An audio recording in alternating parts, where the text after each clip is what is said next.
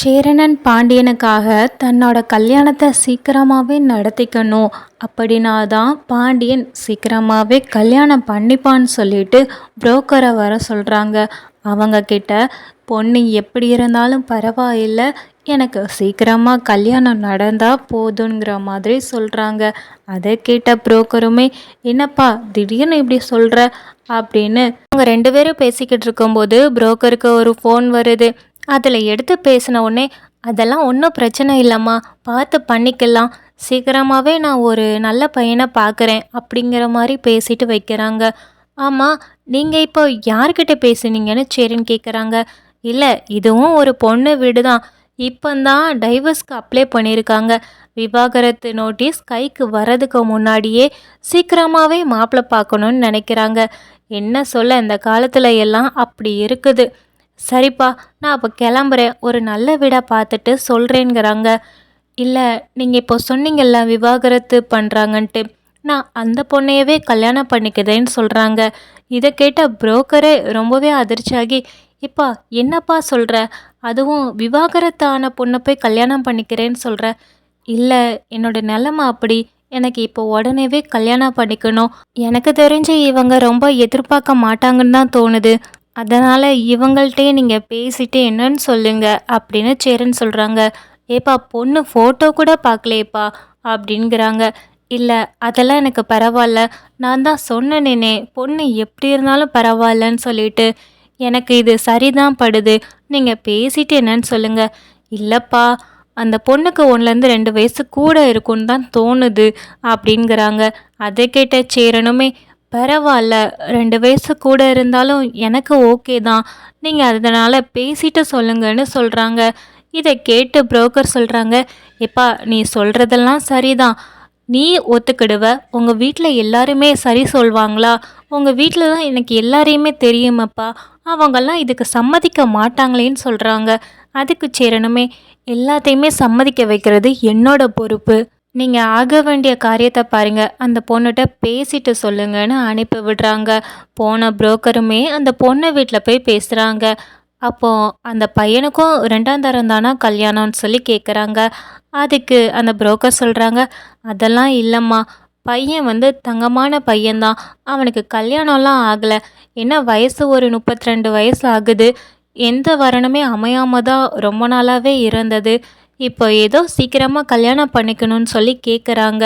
ஆனால் அதுக்கு ஜாதகம் எதுவும் காரணமாக இருக்கும்னு நினைக்கிறேன், மற்றபடி எதுவுமே சொல்லிக்கல, சீக்கிரமாக கல்யாணம் முடிக்கணும்னு நினைக்கிறாங்க, உங்களுக்கு இஷ்டம்னா சொல்லுங்கள் பேசி முடிப்போம் அப்படிங்கிறாங்க. அதுக்கு அந்த பொண்ணுமே, அது எப்படி, எனக்கு விவாகரத்து ஆகியிருக்குன்னு நான் சொல்லியிருக்கேன், அந்த பையனுக்கு கல்யாணமே ஆகலை, எப்படி இந்த மாதிரி ஒரு சம்மந்தத்துக்கு அவங்க சம்மதிச்சாங்கன்னு சொல்லி கேட்குறாங்க. அதுக்கு நீங்கள் தாம்மா பேசிக்கணும் அப்படின்னு சொன்னதுமே அந்த பொண்ணுக்கிட்ட நம்ம சேரனை நம்பரை கொடுக்குறாங்க. அந்த பொண்ணு சேரனுக்கு ஃபோன் போட்டு தனியாக வர சொல்கிறாங்க. போய் பார்த்ததுக்கப்புறம் அந்த பொண்ணுக்கிட்ட பேசுகிறாங்க சேரன்.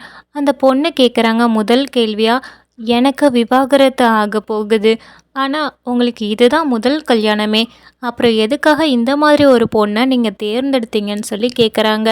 அதுக்கு சேரனுமே, நான் எதையுமே மறைக்க விரும்பலை, என்னோட கல்யாணம் நடந்தால் தான் என் தம்பிங்களுக்கு அடுத்தடுத்து கல்யாணம் நடக்கும், அதனால் மட்டும்தான் இந்த கல்யாணம் சீக்கிரமாக நடக்கணும்னு நான் நினச்சேனே தவிர இதில் வேறு எந்த காரணமும் இல்லை அப்படின்னு சொல்கிறாங்க.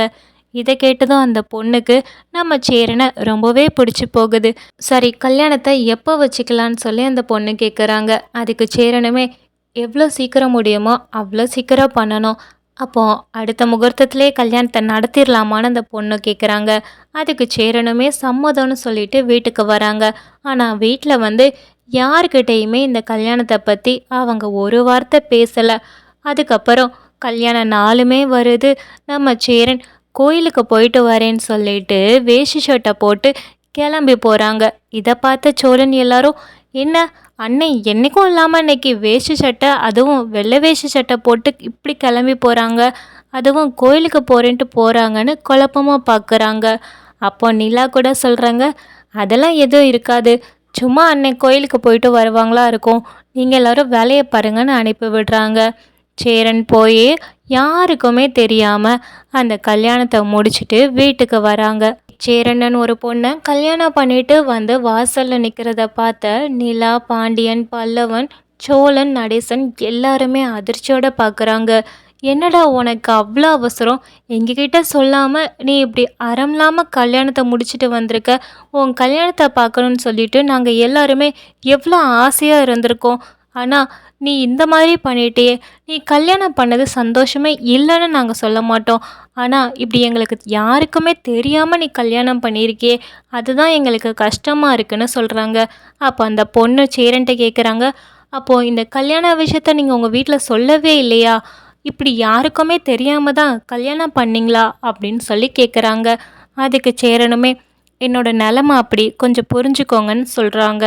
கூட வந்த புரோக்கர், அந்த பொண்ணோட அம்மா அப்பா, அதுக்கப்புறம் சொந்தக்காரங்க எல்லாருமே சேர்ந்து சொல்கிறாங்க, இந்த பொண்ணுக்கு ஏற்கனவே கல்யாணம் ஆகி விவாகரத்து ஆக போகுது.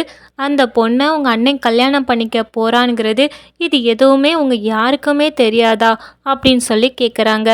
அண்ணன் இப்படி அவசரமாக கல்யாணம் பண்ணிட்டு வந்ததையே தம்பிங்க யாராலையுமே தாங்கிக்க முடியலை. அதுவும் இல்லாமல் இப்படி விவாகரத்து ஆக போகிற ஒரு பொண்ணை கல்யாணம் பண்ணிட்டு வந்திருக்காங்கன்னு தெரிஞ்சதுமே எல்லாருமே ரொம்பவே கஷ்டப்படுறாங்க. சோழன் ரொம்பவே கோவப்பட்டு, அண்ணன் எதுக்காக நீ இந்த மாதிரி ஒரு காரியத்தை பண்ண, அதுவும் எங்கள் யாருக்கிட்டேயுமே சொல்லாமல் செஞ்சுருக்க, அப்படி என்னென்ன அவசியம் வந்திருக்குது இந்த கல்யாணத்தை நீ இவ்வளோ சீக்கிரமாக முடிச்சுட்டு வர்றதுக்கு அப்படின்னு ரொம்பவே கோவப்படுறாங்க. அப்போ சேரன் அந்த பொண்ணை கூட்டிட்டு வீட்டுக்குள்ளே போக பார்க்குறாங்க. அதை தடுத்த சோழன், இதை பாருனே, நீ என்ன காரணம்னு இப்போ சொல்லாமல் நீ வீட்டுக்குள்ளே போக முடியாதுன்னு சொல்கிறாங்க. அதுக்கு சேரன் சொல்கிறாங்க, இதை பாருடா, நான் தாலி கட்டிட்டேன், இதுதான் வாழ்க்கைன்னு ஆகி போச்சு, இனிமேல் என்ன பண்ண சொல்கிற அப்படின்னு சொல்கிறாங்க. இதை கேட்டு நிலாவுமே, சரி நம்ம இதை ஏற்றுக்கிட்டு தான் ஆகணும் போல், ஆனால் எதுக்காக நீங்கள் இப்படி விவாகரத்து ஆன ஒரு பொண்ணை கல்யாணம் பண்ணியிருக்கீங்கன்னு எனக்கு தெரிஞ்சே ஆகணும்னு சொல்கிறாங்க. அப்போந்தான் பாண்டியன் சொல்கிறாங்க, அண்ணே, நீ வானதி உன்கிட்ட வந்து பேசுனான்னு என்கிட்ட சொன்னான், ஒருவேளை அதுக்காக தான் நீ இந்த கல்யாணத்தை சீக்கிரமாக பண்ணிக்கிட்டியா அப்படின்னு கேட்குறாங்க. இவ்வளோ நேரம் முகத்தில் எந்த ஒரு சலனமும் காட்டாத சேரணன் இந்த கேள்விக்கு அவங்க முகமே ஆமான்கிற மாதிரி பதில் காட்டிடுது. இதை கேட்டதுமே சோழன், பாண்டியன் எல்லாருமே கோவப்படுறாங்க. அண்ணே, அவ சொன்னான்ங்கிறதுக்காக நீ இப்படி அவசரமாக உன் வாழ்க்கையை கெடுத்துட்டு வந்து நிற்கிறேன்னு நான் இப்போ கேட்டேனா, எனக்கு சீக்கிரமாக கல்யாணம் பண்ணிக்கணும்னு, நீ எதுக்குன்னே இந்த மாதிரி பண்ணன்னு சொல்லிட்டு பாண்டியன் ரொம்பவே வருத்தப்பட்டு அழுகுறாங்க. அதை பார்த்து சேரன் சொல்கிறாங்க, ஏண்டா வருத்தப்படுற? உங்கள் எல்லாரோட சந்தோஷத்தில் தான் என்னோட வாழ்க்கையே இருக்குது. அப்படி இருக்கும்போது நான் இதெல்லாம் வருத்தப்படுவேன்னு நீ நினைக்கிறியா?